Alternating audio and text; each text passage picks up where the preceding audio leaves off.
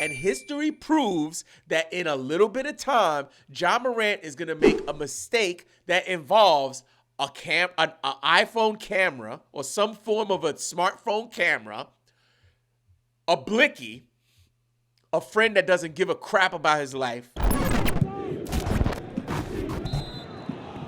Next up is our Reddit thread of the week. And I know we've had some questions about Ja Morant. We've had some questions about Desmond Bane and Jaren Jackson Jr. in our Discord. So when I saw this Reddit thread, I thought it was really timely because Ja Morant is about to come back from injury. Like he's literally a few games away from being active. When you're watching this video, he might already be playing, right? So a lot of people are thinking about, what do I do with Desmond Bane now that Ja Morant is coming back?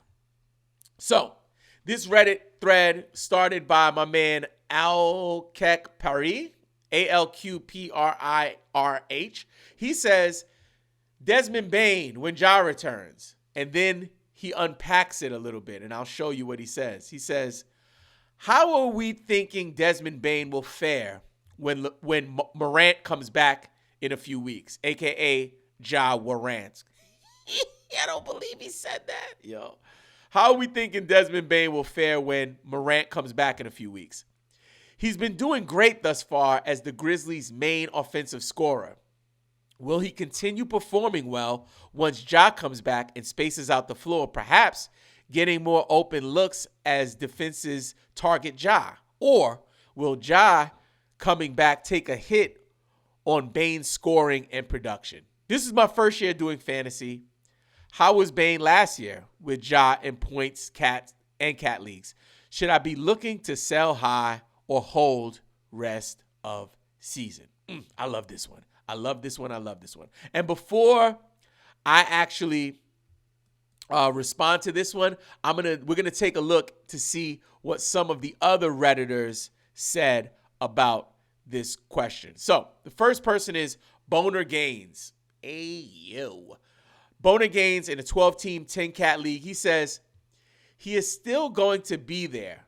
He's still going to be their second main scoring option. I think he honestly stays close to his current point per game, but actually sees an uptick on field goal percentage. He has been their primary ball handler and shot creator so far, and that's causing his efficiency to drop a little. I think once Ja comes back and takes that pressure off him, you'll see him hit more of his shots. I love that take. That's a really good take.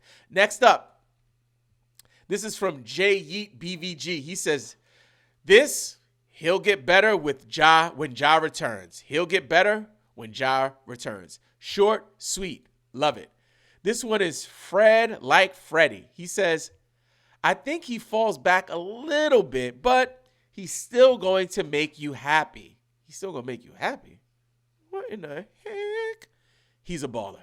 Next up, this one is from Westworld Gatorade. I love that name, man. I love that name.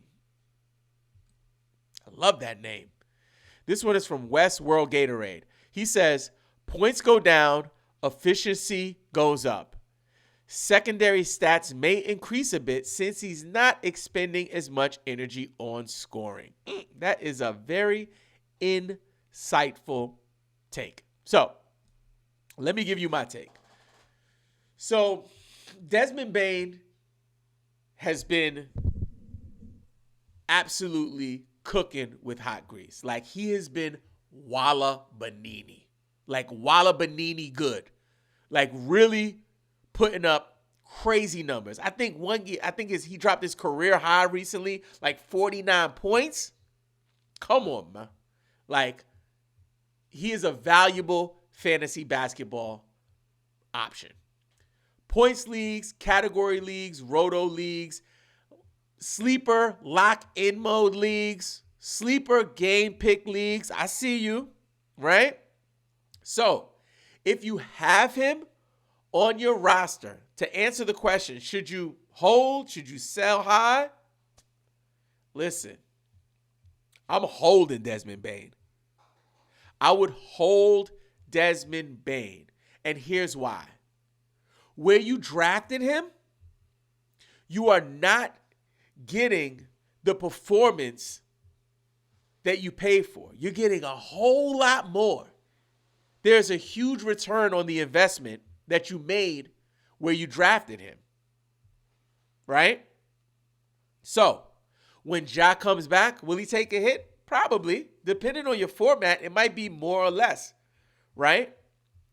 But he's going to take a hit.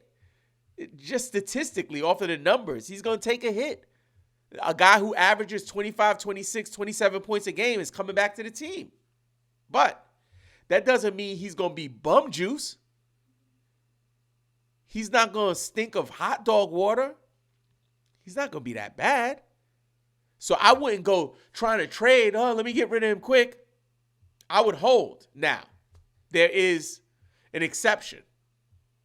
If I could get a first-round player, whether Ja Morant was coming back or not, I would move Desmond Bane. I would include Desmond Bane in a trade to get SGA, to get Tyrese Halliburton, to get the Joker, to get Embiid. That I would do.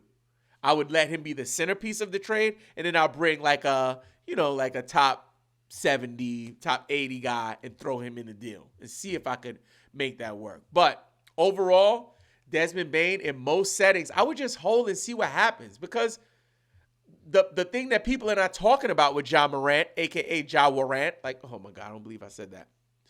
Ja Morant, is that he might make another mistake. My son is in the back listening to this, and I talk to him about this all the time because he's a basketball player.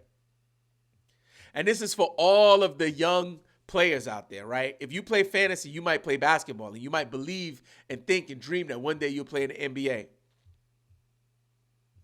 Don't be your own enemy. Don't squander your blessings.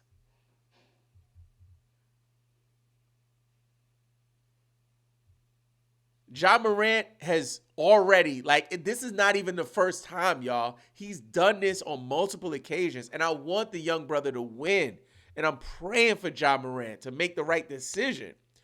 But the fact of the matter is, all we have to go on is history. And history proves that in a little bit of time, Ja Morant is going to make a mistake that involves an iPhone camera or some form of a smartphone camera, a blicky, a friend that doesn't give a crap about his life, and then we'll have a suspension. So I pray and hope that doesn't happen. Knock on wood.